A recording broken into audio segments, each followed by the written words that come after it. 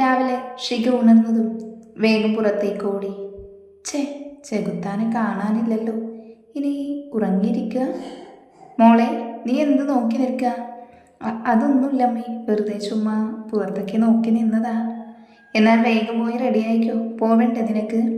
ദാ പോയി നിന്ന് കൊഞ്ചാതെ പോവണ്ണേ. ഷിക വേഗം റെഡിയായി വന്നതും ചെകുത്താൻ്റെ വീട്ടിലേക്ക് നോക്കി നിന്നു. ഷിക, നീ എന്താ അവിടേക്ക് നോക്കി നിൽക്കുന്നത്? മഞ്ജു അവളോടായി ചോദിച്ചു. ചെകുത്താനെ നോക്കി നിന്നതാ, കാണാനില്ല, ഇനി കാണാതെ പോകേണ്ടി വരുമോ മഞ്ജു? ഡീ പെണ്ണെ, നിനക്കെന്താ ഭ്രാന്താണോ ആ ചെകുത്താനെ നോക്കി നിൽക്കാൻ? ഇവിടെ എനിക്ക് ആ പേര് കേട്ടാൽ കയ്യും കാലും വിറയ്ക്കും. അത് നിനക്ക്, പക്ഷേ എനിക്ക് ആ പേര് കേൾക്കുമ്പോൾ അടിവയറ്റിൽ മഞ്ഞ് വീഴുന്നൊരു ഫീലാണ് മോളെ. സത്യം പറ ഷിക, നിനക്ക് ആ ചെകുത്താനെ ഇഷ്ടമാണോ? അതേ മോളെ, എൻ്റെ മനസ്സിപ്പോൾ ചെകുത്താൻ്റെ കയ്യിലാണ്. പക്ഷേ ആ ചെകുത്താൻ്റെ മനസ്സിലോ? ഞാൻ കയറിക്കൂടും. നടന്നത് തന്നെ, നീ വരാൻ നോക്ക്. അതോ ചെകുത്താനെ നോക്കി ഇന്നിവിടെ നിൽക്കണോ? ഞാൻ വരാം, വാ നടക്ക്. ഡീ, ശരിക്കും നീ സ്നേഹിക്കുന്നുണ്ടോ അതോ വെറുതെ ടൈം പാസ്സാണോ? നിനക്ക് എന്ത് തോന്നുന്നു? അതല്ലടാ, നിന്റെ അമ്മ സമ്മതിക്കോ നിന്റെ ചെകുത്താനെ കെട്ടാൻ? സമ്മതിക്കും, എനിക്കുറപ്പുണ്ട്. എനിക്ക് വേണം എൻ്റെ ചെകുത്താനെ. നിനക്കറിയോ, എല്ലാവരും ഒരു കൊലപ്പുള്ളിയായ കണ്ണേട്ടനെ കാണുന്നത് അതുപോലെ വെറുപ്പോടെയും. അത് ഞാൻ മാറ്റും. ഡീ, നിനക്ക് നിന്റെ ചെകുത്താനെ ഇപ്പോൾ കാണണോ? വേണമെങ്കിൽ അങ്ങോട്ട് നോക്ക്. മഞ്ജു കൈ ചൂണ്ടിയ വശത്തേക്ക് നോക്കിയതും ഷിക സന്തോഷത്തോടെ അങ്ങോട്ടേക്ക് ഓടി. ചെകുത്താനെ? എന്താടി? എന്നോട് ദേഷ്യമാണോ കണ്ണേട്ടാ? ഷിക, നീ പോവാൻ നോക്ക്. ചെകുത്താനെ, ഐ ലവ് യു. ഇതും പറഞ്ഞവൾ ഓടിയതും അവൻ ദേഷ്യത്തിൽ ബൈക്കെടുത്ത് പറപ്പിച്ചു. ഡി മഞ്ജു, നീ എന്ത് നോക്കി നിൽക്കുക? ഡി പെണ്ണെ, നീ എന്ത് ധൈര്യത്തിലാണ് പറയാൻ പോയത്? ഞാൻ പേടിച്ചു പോയി, നിനക്ക് തല്ല് കിട്ടുമെന്ന് ഓർത്ത്. കിട്ടുമെന്ന് ഞാനും ഓർത്തു, അതുകൊണ്ടല്ലേ പറഞ്ഞവടി ഞാൻ ഓടിയത്. ഇങ്ങനെ പോയാൽ നിനക്കിനി ഓടാനേ നേരം കാണൂ. അത് ഞാൻ സഹിച്ചു. അയ്യോ, ദാ ബസ് വന്നോടി, ഇങ്ങോട്ട് വാ. ഷിക മഞ്ജുവിൻ്റെ കൈ പിടിച്ച് ഓടിയതും ബസ്സിൽ കയറി. ഡീ മഞ്ജു, എന്ത് തിരക്കായതിൽ. മുമ്പ് പോകുന്ന ബസ് ഓടില്ലെന്ന് തോന്നുന്നു. അപ്പോൾ വരുമ്പോൾ നേരത്തെ ഇറങ്ങാം, അതാ നല്ലത്. പിന്നെ അവർ തുണിക്കടയിലെത്തിയതും പണിയിലേക്ക് കടന്നു. ഷിക, എന്താ മേഡം? കുറച്ച് സ്റ്റോക്ക് വന്നിട്ടുണ്ട്, ഒന്ന് ചെക്ക് ചെയ്യുക. Okay madam. പിന്നെ കൂടെ എൻ്റെ മോനും കാണും. ആരാ, ആരവ് സാറാണോ? അല്ല, അർജുനാണ്. നീ ചെല്ല്. ശരി മേഡം. ഷിക സ്റ്റോക്ക് റൂമിൽ കയറിയതും ആരോ അവളെ ബാക്കിൽ നിന്ന് കെട്ടിപ്പിടിച്ചു. മോനെ അർജുനെ, എന്നോട് നിന്റെ കളി വേണ്ട. ചേച്ചിക്കുട്ടി മനസ്സിലാക്കിയല്ലേ? നിന്റെ എക്സാം എങ്ങനെ ഉണ്ടായിരുന്നു? പൊളിച്ചെഴുതി. അല്ല ചേച്ചി, ചെകുത്താൻ വന്നിട്ടുണ്ടോ നമ്മുടെ നാട്ടിൽ? ആടാ. ചേച്ചി കണ്ടോ? പിന്നെ എൻ്റെ വീടിൻ്റെ തൊട്ടടുത്ത്. പിന്നെ എൻ്റെ അമ്മായിയുടെ മോനാ. ചേച്ചി, ചെകുത്താൻ ആളെങ്ങനെയാണ്? പാവാണടാ. എന്താ ചേച്ചിക്കൊരു ചിരി? ഏയ് ഒന്നുമില്ലടാ. എന്തോ ഉണ്ട്. ഞാൻ കണ്ടുപിടിക്കും. എന്നാ നീ പിടിക്ക്, ഞാൻ പണി നോക്കട്ടെ. ഷിക പോയതും അർജുൻ ആലോചനയോടെ നിന്നു. ഷോപ്പിലെ ജോലിയൊക്കെ കഴിഞ്ഞ് മഞ്ജുവും ഷികയും വീട്ടിലേക്ക് പുറപ്പെട്ടു. മഞ്ജു, വേഗം നടക്ക്. എൻ്റെ പെണ്ണെ, പതുക്കെ നടക്ക്. എനിക്ക് നിൻ്റെ ഒപ്പം നടക്കാൻ പറ്റുന്നില്ല. എന്നാൽ നീ ഈ വഴി പൊക്കോ, ഞാൻ ആ വഴി പൊക്കോണ്ട്. എന്താ തിടുക്കം പെണ്ണിന്? മഞ്ജു ചിരിയോടെ റോഡ് വഴി പോയതും ഷിക പാടം വഴി നടന്നു. ഷിക പുഴ അരികിൽ ചെകുത്താനെ കണ്ടതും അങ്ങോട്ട് നടന്നു. കണ്ണേട്ടാ, നീ എന്താ ഇവിടെ? ഒരു സ്ഥലത്തും എനിക്ക് സമാധാനം തരില്ല നീ? ഇല്ല, തരില്ല. പിന്നെ ചെകുത്താനെ, എന്നോട് എന്നാ ഇഷ്ടം പറയുന്നത്? ഷിക, എന്നെ ദേഷ്യം പിടിപ്പിക്കാതെ പോവാൻ നോക്ക്. പറ ചെകുത്താനെ, പ്ലീസ്. നിന്നോടൊന്നും പറഞ്ഞിട്ട് കാര്യമില്ല, നാശം. ഇതും പറഞ്ഞവൻ്റെ എഴുന്നേൽക്കാൻ നിന്നതും ഷിക അവൻ്റെ കയ്യിൽ കയറി പിടിച്ചു. പെട്ടെന്ന് അവൻ അവളെ അടിച്ചതും അവൾ കരഞ്ഞുകൊണ്ട് ഓടി. പിന്നെ ഒരു മറവിലെത്തിയതും അവൾ അവനെ ഒളിഞ്ഞു നോക്കി. അയ്യോ, ചെകുത്താൻ ഇത്രയും പെട്ടെന്ന് എങ്ങോട്ട് പോയി? കള്ളക്കരച്ചിൽ ഫ്ലോപ്പായി പോയോ? അവൾ ഒളിഞ്ഞു നോക്കാൻ തുടങ്ങിയതും ആരോ അവളുടെ ഷോൾഡറിൽ കൈവച്ചു. അവൾ പെട്ടെന്ന് തിരിഞ്ഞു നോക്കിയതും കണ്ണൻ അവളെ കയ്യിൽ കോരിയെടുത്ത് നടന്നു. അവൾ എന്താ സംഭവം എന്നറിയാതെ അവനെ അങ്ങനെ നോക്കി കിടന്നു. പെട്ടെന്നാണ് അവളെ വെള്ളത്തിലേക്ക് ഇട്ടതും അവൾ താഴ്ന്നു പൊങ്ങി. ചെകുത്താനെ രക്ഷിക്ക്, നല്ല ഒഴുക്കുണ്ട് പുഴയിൽ. വേണമെങ്കിൽ കയറി വാടി. എനിക്ക് പറ്റുന്നില്ല. പെട്ടെന്ന് അവളുടെ ശബ്ദം കേൾക്കാതായതും അവൻ തിരിഞ്ഞു നോക്കി. അവൾ വെള്ളത്തിലേക്ക് താഴ്ന്നു പോകുന്നത് കണ്ടതും അവനും വേഗം വെള്ളത്തിലേക്ക് ചാടി. അവളെ അവൻ ചേർത്ത് പിടിച്ചതും അവൾ അവൻ്റെ നെഞ്ചിൽ ചാരി നിന്നു. ഷിക. അവൾ അവൻ്റെ വിളി കേട്ടതുപോലെ മൂളിയതും അവളുടെ ബോധം പോയി. പിന്നെ അവൻ അവളെ കൊണ്ട് കരയിൽ കിടത്തി. ഷിക, കണ്ണു തുറക്ക്. അവൻ കുറെ വിളിച്ചിട്ടും അവൾ കണ്ണു തുറക്കുന്നില്ലെന്ന് കണ്ടതും അവളുടെ വയറിലേക്ക് അവൻ്റെ കണ്ണുകൾ പാഞ്ഞു. ഒന്നും അടിച്ചിട്ട് അവൻ കൈവച്ച് വയറിൽ അമർത്തി. അവളുടെ വായിൽ നിന്ന് വെള്ളം പുറത്തു വന്നതും അവൾ ചുമച്ചുകൊണ്ട് കണ്ണു തുറന്ന് അവനെ നോക്കി. അവൻ തലയിൽ കൈവച്ച് പേടിച്ചിരിക്കുന്നത് കണ്ടതും അവൾ അവനെ നോക്കി എഴുന്നേറ്റിരുന്നു. എങ്ങനെയുണ്ട്? എന്നെ വെള്ളത്തിലേക്ക് തള്ളിയിട്ട് എങ്ങനെയുണ്ടെന്നോ? താൻ കൊള്ളാലോ ചെകുത്താനെ. സത്യം പറ, എന്നെ കൊല്ലാനായി ചെയ്തതാണോ ശല്യം സഹിക്ക വയ്യാതെ? ആണെന്ന് തന്നെ കൂട്ടിക്കോ. അല്ല, ചെകുത്താൻ പേടിച്ചോ? മുഖം കണ്ടിട്ട് തോന്നി. എഴുന്നേറ്റ് പോടി. ഈ വേഷത്തിലോ? അപ്പോഴാണ് അവൻ അവളുടെ ശരീരത്തിൽ നനഞ്ഞൊട്ടിയ ഡ്രസ്സ് നോക്കിയത്. ഛേ, ഇനി നീ എങ്ങനെ പോകും? അത് എനിക്കെങ്ങനെ അറിയാനാ? കണ്ണേട്ടൻ തന്നെ വഴി പറഞ്ഞതാ. എന്തായാലും കുറച്ചു നേരം കഴിയട്ടെ, എന്നിട്ട് പോകാം. അപ്പോൾ ഈ വഴി ആരും വരില്ല. ഇപ്പം അങ്ങോട്ട് മാറിയിരിക്കാം. പിന്നെ അവൻ അവൻ്റെ ഷർട്ടൂരി അവൾക്ക് കൊടുത്തതും അവൾ അതിട്ട് അവൻ്റെ ഒപ്പം മാറിയിരുന്നു. ചെകുത്താനെ, എന്നോട് എന്നാ ഇഷ്ടം പറയുന്നത്? അവൻ അവളെ കലിപ്പിലൊന്ന് നോക്കി. അവൾ അവനെ നോക്കി ഒന്ന് വിളിച്ചു കാണിച്ചു. എൻ്റെ ചെകുത്താനെ, ഇങ്ങനെ നോക്കരുത്, എനിക്ക് നാണം വരും. ഷിക, നീ മിണ്ടാതിരിക്കുന്നുണ്ടോ? അല്ലെങ്കിൽ ഞാൻ വീണ്ടും ആ പുഴയിൽ കൊണ്ടിടും. ഇട്ടാലേ രക്ഷിക്കാൻ എൻ്റെ ചെകുത്താൻ വരില്ലേ? പിന്നെ അവൾ ഓരോ കാര്യങ്ങൾ പറഞ്ഞു തുടങ്ങിയതും അവൻ ശ്രദ്ധിക്കാത്തതുപോലെ പുഴയിലേക്ക് നോക്കിയിരുന്നു. അവൻ ശ്രദ്ധിക്കുന്നില്ലെന്നറിഞ്ഞിട്ടും ഓരോന്ന് പറഞ്ഞിരുന്നു. അവൻ എഴുന്നേറ്റതും അവൾ അവനെ നോക്കി. എങ്ങോട്ടാ ചെകുത്താനെ പോകുന്നത്? ഇന്ന് മുഴുവൻ ഇവിടെ ഇരിക്കാനാണോ നിന്റെ പ്ലാന്? വേണമെങ്കിൽ വാടി. ഓ, കലിപ്പ്, കട്ട കലിപ്പ്. മിണ്ടാതെ നടന്നു. ഞാൻ മിണ്ടു. പിന്നെ ചെകുത്താനെ, നമുക്ക് ഇപ്പോൾ തന്നെ പോകണോ? നമുക്ക് കുറച്ചു നേരം കൂടി സംസാരിച്ചിരിക്കാം. നീ എൻ്റെ കയ്യിൽ നിന്ന് വാങ്ങും പെണ്ണേ. വാങ്ങിയാൽ അത് ഞാൻ ഓർത്ത് വയ്ക്കും. എന്നിട്ട് എന്നെ കെട്ടിക്കഴിയുമ്പോൾ ഇതിൻ്റെ മുതലും പലിശയും ചേർത്ത് തരും. അതെങ്ങനെയെന്നറിയൂ?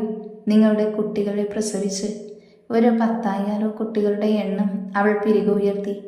അവനോട് ചോദിച്ചതും അവൻ അവളെ അടിമുടി നോക്കി അവൻ മിണ്ടാതെ നടന്നു. പറ ചെകുത്താനെ, എത്ര കുട്ടികളെയാ ചെകുത്താൻ ഇഷ്ടം? കയറിപ്പോടി വീട്ടിലേക്ക്. വീടെത്തിയോ ഇത്ര പെട്ടെന്ന്? കയറിപ്പോടി. ഇതും പറഞ്ഞവൻ അവൻ്റെ വീട്ടിലേക്ക് നടന്നതും അവൻ അവളെ വിളിച്ചു. ചെകുത്താനെ, ഒന്ന് നിൽക്ക്. എന്താ? ഒന്ന് താഴ്. അവൻ മനസ്സിലാവാതെ അവളെ നോക്കിയതും അവൾ അവനെ താഴ്ത്തി അവൻ്റെ കവിളിൽ ചുംബിച്ച് ഓടിപ്പോയി. ഇന്ന് ഇത് തന്നില്ലെങ്കിൽ എനിക്ക് ഉറക്കം വരില്ല, അതുകൊണ്ടാ. അവൾ അത് പറഞ്ഞു പോയതും അവൻ ദേഷ്യത്തിൽ വീട്ടിലേക്ക് നടന്നു. പിന്നെന്തൊക്കെയോ ആലോചിച്ചിരുന്ന് അവൻ പുറത്തു വന്നിരുന്നു. അല്ല മോളെ, ഇനി നാളെയും ബസ്സുണ്ടാവില്ലേ? അറിയില്ലമ്മേ. അല്ല, ചേച്ചി വിളിച്ചോ? കുറച്ച് പണം വേണമെന്ന് പറഞ്ഞ് വിളിച്ചിരുന്നു. കോളേജിൽ നിന്നും ടൂർ പോകുന്നുണ്ടെന്ന്. എത്ര ചേച്ചി ചോദിച്ചത്? 10,000. അത്രയൊന്നും എൻ്റെ കയ്യിലില്ല. അമ്മ അവളോട് പറ പോകണ്ടെന്ന്. നമ്മുടെ അവസ്ഥ ചേച്ചിക്ക് അറിയുന്നതല്ലേ മോളെ. അവളോട് ഞാൻ പറഞ്ഞു പറ്റില്ലെന്ന്. അപ്പോൾ കുറേ കരഞ്ഞു. ക്ലാസ്സിൽ നിന്ന് എല്ലാവരും പോകുന്നുണ്ടെന്ന്. അപ്പോൾ അവൾ മാത്രം എങ്ങനെയാ? പിന്നെ അവൾ നാട്ടിൽ വന്ന അവൾക്ക് പഠിപ്പിനനുസരിച്ച് ജോലി മഹീന്ദ്ര കമ്പനിയിൽ നിന്നും കിട്ടുമെന്ന്. 1,00,000 അടുത്ത് ശമ്പളം കിട്ടുമെന്ന്. അപ്പോൾ നമ്മുടെ ബുദ്ധിമുട്ട് മാറും. പിന്നെ നമുക്ക് ഈ നാട്ടിലെല്ലാവരേക്കാൾ നന്നായി ജീവിക്കാം. അമ്മേ, പണത്തിനോട് ഒരിക്കലും അധികം ആർത്തി പാടില്ല.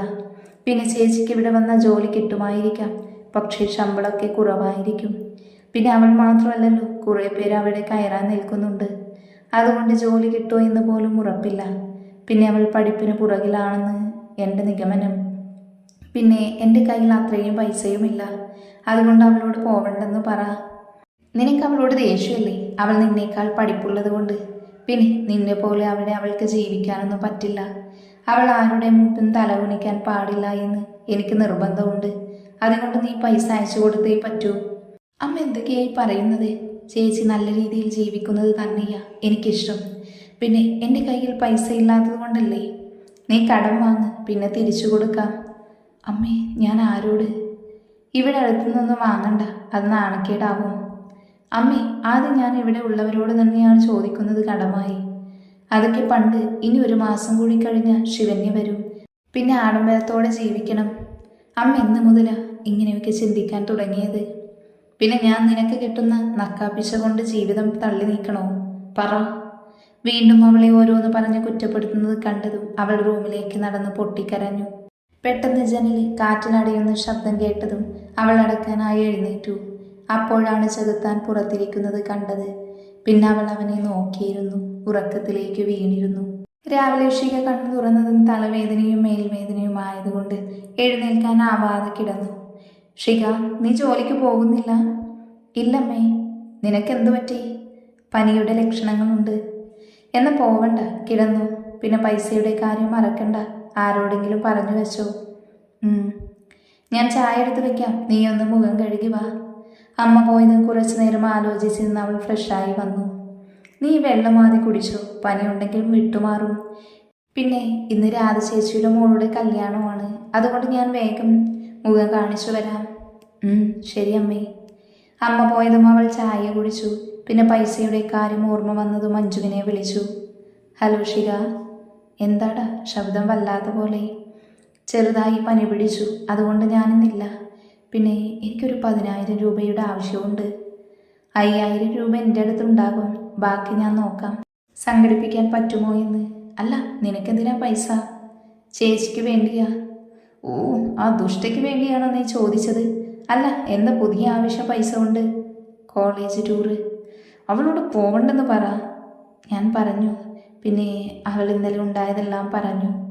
നിന്റെ അമ്മ എന്തു പാവായിരുന്നു ഷിക. പിന്നെ നിന്റെ ചേച്ചിയാണ് ഓരോന്ന് പറഞ്ഞു കൊടുത്ത് നിന്റെ അമ്മയെ ഇങ്ങനെയൊക്കെ പറയാൻ പഠിപ്പിച്ചത്. പറഞ്ഞിട്ട് കാര്യമില്ല, എൻ്റെ വിധി. നീ നോക്ക് പറ്റുമെന്ന്. 1 മാസത്തിനുള്ളിൽ തിരിച്ചു തരാം ഞാൻ.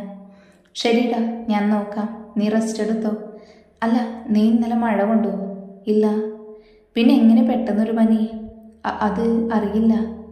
എന്തോ ഉണ്ട് ഞാൻ അറിയാത്തത്. പൊടി. ശരി, ഞാൻ ഇറങ്ങാൻ പോവാ. വൈകിട്ട് വന്ന് വിളിക്കാം. Okay, bye. ഭാഗ്യം, ഇനി പൈസയുടെ കാര്യത്തിൽ ടെൻഷനില്ല.